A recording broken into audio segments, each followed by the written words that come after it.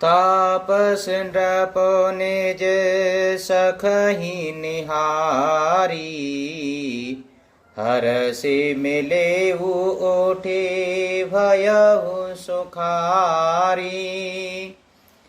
मित्रहि कहि सब कथा सुनाई। जातु धाने बोला सुख पाई। तपसी राजा अपने मित्र को देख प्रसन्न हो उठ करके मिला और सुखी हुआ।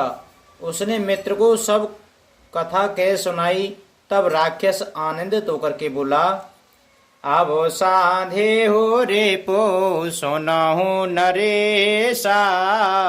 जो तुम कीन मोरे उपदेशा। परिहर सोच रयऊँ तुम सोई।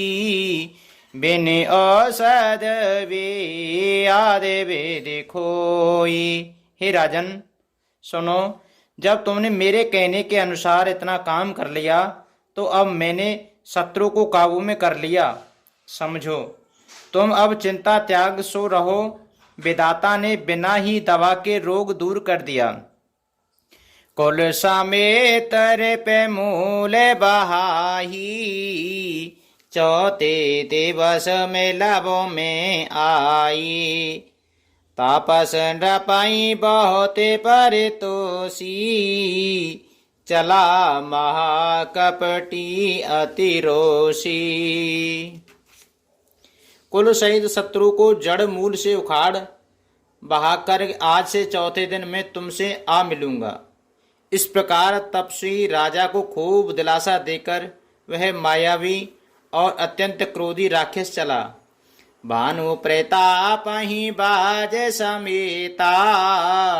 पहुँचा इसी क्षण माझ निकेता। नृपहि नारे पहि शयन कराई। है ग्रह बांध सी बाज बनाई। उसने प्रताप भानु राजा को घोड़े सहित क्षण भर में घर पहुंचा दिया। राजा को रानी के पास सुलाकर घोड़े को अच्छी तरह से घुड़साल में बांध दिया। राजा के उपरोहित ही हर ले गयो बहोरे। ले राखे सी किर खोह महू। माया कति मति भोर। सियापति रामचंद्र जी की जय। पवन सुत हनुमान जी की जय। फिर वह राजा के पुरोहित को उठा ले गया और माया से उसकी बुद्धि को भ्रम में डालकर उसने पहाड़ की खोह में ला रखा। आपो बिराचे ओ पे रोहे तेरूपा। परे हूँ जाए ती से जे अनुपा। जागे हूँ नृप अन भये बिहाना। देखे भवन अति अचरज माना। वे आप पुरोहित का रूप बनाकर उसकी सुंदर सेज पर जा लेटा। राजा सवेरा होने से पहले ही जागा और अपना घर देखकर उसने बड़ी ही आश्चर्य माना। मुनि महिमा मने महु अनुमानी। उठे हो गवाही जे जाने नरानी। कानन गया हूँ बाजे चढ़ते ही। पुरे नर नारे ना जाने के ही। मन में मुनि की महिमा का अनुमान करके वह धीरे से उठा जिसमें रानी न जान पावे। फिर उसी घोड़े पर चढ़कर वन को चला गया। नगर के किसी भी स्त्री पुरुष को नहीं जाना। गए जामे जोगे भूपति आवा। घर घरे उत्सव बाजे बधावा। उपरोहित देख जब राजा। चकते विलोके सो मेरे सोई काजा। दोपहर बीत जाने पर राजा आया। घर घर उत्सव होने लगे और बंधावा बजने लगा। जब राजा ने पुरोहित को देखा तब वह अपने उसी कार्य का स्मरण कर उसे आश्चर्य से देखने लगा। जोग समुद्र पही गए दिन तीनी, कपटी मुनि पद रह मत लीनी। समय जाने उपरोहित आवा, डपही मते सब कै समझावा। राजा को 3 दिन योग के समान बीते। उसकी बुद्धि कपटी मुनि के चरणों में लगी रही। निश्चित समय जानकर पुरोहित बना हुआ राक्षस आया और राजा के साथ की हुई गुप्त सलाह के अनुसार उसने अपने सब विचार उसे समझाकर कह दिए। नृपो हरि शिव पहचान गुरु, भ्रम बस रहा न चेत। बरे तुरत सत सहज बर, बेप्र कुटुम्ब समेत। सियापति रामचंद्र जी की जय, पवन सुत हनुमान जी की जय। संकेत के अनुसार गुरु को उस रूप में पहचान कर राजा प्रसन्न हुआ।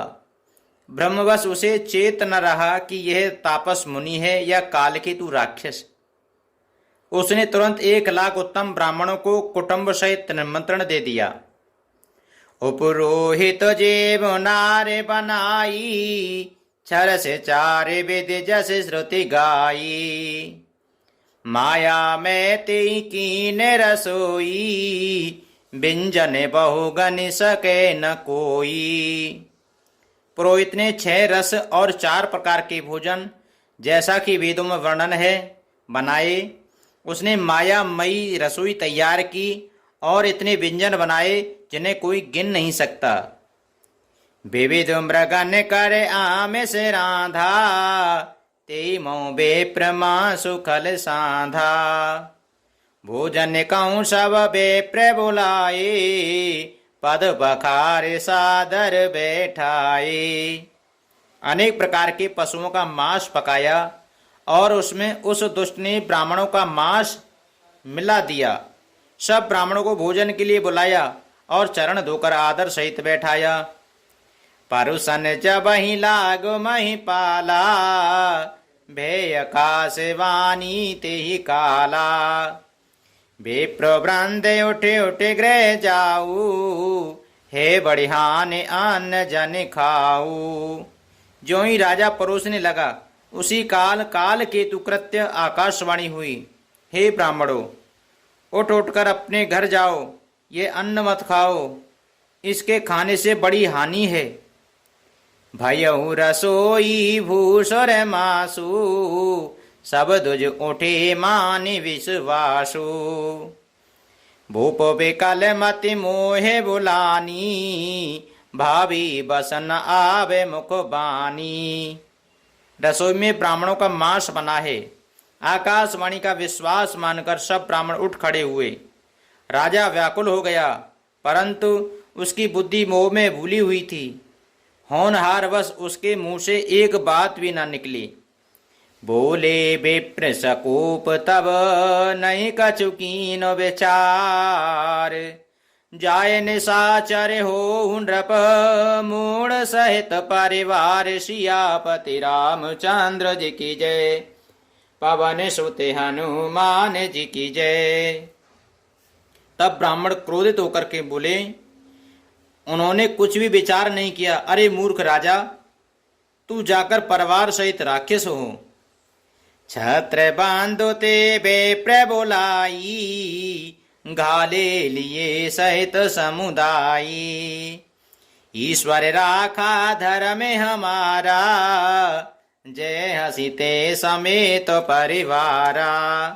रे नीच क्षत्रि, तूने तो परिवार सहित ब्राह्मणों को बुलाकर उन्हें नष्ट करना चाहा था। ईश्वर ने हमारे धर्म की रक्षा की, अब तू परिवार सहित नष्ट होगा। संबत मध्य नाश तबे हो, जलदाता न रहे कुल को। नृप सोनि श्राप विकल अति त्रासा, बे बहोरी वर गिराय कासा। 1 वर्ष के भीतर तेरा नाश हो जाए, तेरे कुल में कोई पानी देने वाला तक न रहेगा। साप सुनकर राजा भय के मारे अत्यंत व्याकुल हो गया। फिर सुंदर आकाशवाणी हुई। विप्रौ श्राप विचारे न दीना, नहीं अपराध भूप कछु कीना। चकित विप्र सब सुनि नभ बानी, भूप गयो जहाँ भोजन खानी। हे ब्राह्मणों, तुमने विचार कर शाप नहीं दिया, राजा ने कुछ भी अपराध नहीं किया। आकाशवाणी सुनकर सब ब्राह्मण चकित हो गए। तब राजा वहां गया जहां भोजन बना था। तन असन नहीं विप्र सुआरा, फिर राहु मन सोचे अपारा। सब प्रसंग महेश्वर ने सुनाई, त्रसई परे वनीय कुलाई। देखो तो वहां न भोजन था न रसोईया ब्राह्मण ही था। तब राजा मन में अपार चिंता करता हुआ लौटा। उसने ब्राह्मणों को सब वृत्तांत सुनाया और बड़ा ही भयभीत और व्याकुल होकर के वह पृथ्वी पर गिर पड़ा। भूपति भावी मिटई नहीं, यद्यपि न दूषण तोर। किए अन्यथा होय नहीं, वे प्रश्राप अति घोर। सियापति रामचंद्र जी की जय, पवन सुत हनुमान जी की जय। हे राजन, यदि तुम्हारा दोष नहीं है तो भी होनहार नहीं मिटता। ब्राह्मणों का शाप बहुत ही भयानक होता है, यह किसी तरह भी टाले नहीं टलता। अस कै सब मय देव से धाये, समाचार पुर लोगन पाए। सोचई दूषण देवई देही, बिरचत हंस काग किए जेही। ऐसा कहकर सब ब्राह्मण चले गए। नगर वासियों ने जब ये समाचार पाया तो वे चिंता करके और विधाता को दोष देने लगे। जिसने हंस बनाते बनाते कौवा कर दिया, ऐसे पुण्यात्मा राजा को देवता बनाना चाहिए था, सो राक्षस बना दिया। उपरोहितन भवन पहुँचाई, असुर तापसई खबर जनाई। ते कल जाता पात्र पठाए, सज सज सेन भूप सब धाये। पुरोहित को उसके घर पहुंचाकर असुर काल केतु ने कपटी तपस्वी को खबर दी। उस दुष्ट ने जहां तहां पत्र भेजे, जिसे सब वैरी राजा सेना सजाकर चढ़ दौड़े। घेर ही नगर निशान बजाई, विविध बातें नित्य हो लड़ाई। जूझे सकल सोबट कर करनी, बंधु समेत परिउ नृप धरनी। और उन्होंने डंका बजाकर नगर को घेर लिया। नित्य प्रति अनेक प्रकार से लड़ाई होने लगी। प्रताप भानु के सब योद्धा सूरवीरों की करनी करके रण में जूझ मरे। राजा भी भाई सहित खेत रहा। सत्य केत कुल को नहीं बाचा, विप्र श्राप के में होए असाचा। रिपुजित सब नृप नगर बसाई, निजपुर गबुनि जय जसु पाई। सत्य केतु के कुल में कोई नहीं बचा। ब्राह्मणों का शाप झूठा कैसे हो सकता था। शत्रु को जीतकर नगर को फिर से बसाकर सब राजा विजय और यश पाकर अपने अपने नगर को चले गए। भरद्वाज सुन जाय सब होय विधाता बाम, दूर मेरु सम जनक जम, ताहि व्याल सम दाम। सियापति रामचंद्र जी की जय, पवन सुत हनुमान जी की जय। याज्ञवल्क्य जी कहते हैं, हे भरद्वाज सुनो, विधाता जब जिसके विपरीत होते हैं तब उसके लिए धूल सुमेरु पर्वत के समान भारी और कुचल डालने वाली, पिता यम के समान कालरूप और रस्सी सांप के समान काट खाने वाली हो जाती है। मंगले भवने या मंगले हारी, द्रवहु सुदशरथ अजर बिहारी।